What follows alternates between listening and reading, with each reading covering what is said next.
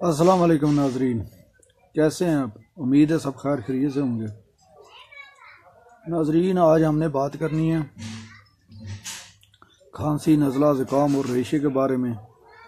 मैं ज़्यादा लंबी चौड़ी बात नहीं करूँगा, मुख्तसर आपको इतना बताऊँ कि सर्दी का मौसम चल रहा है और ज़रा बर्फ़बारी है।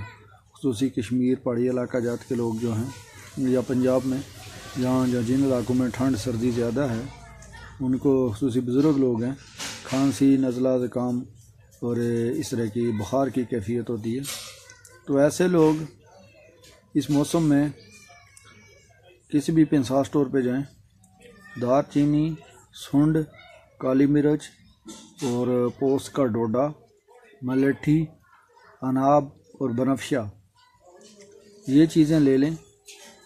ये चीज़ें लेकर आप थोड़ी थोड़ी मिकदार में, यानी 5-5 ग्राम समझ लें या मामूली मिकदार में, ऐसे मोटी इलायची जिसको कहा जाता है, और लौंग, ये मामूली मिकदार में लेकर कावा बनाएं।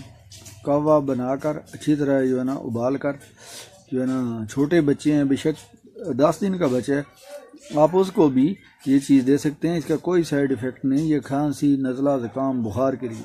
हाँ, जो बड़े हैं, बुज़ुर्ग लोग हैं, अगर ब्लड प्रेशर हाई ना होता हो तो आप अंडे की पीली जर्दी जो है वो इसमें डालकर आप इस्तेमाल करवाएं उसी कावे में।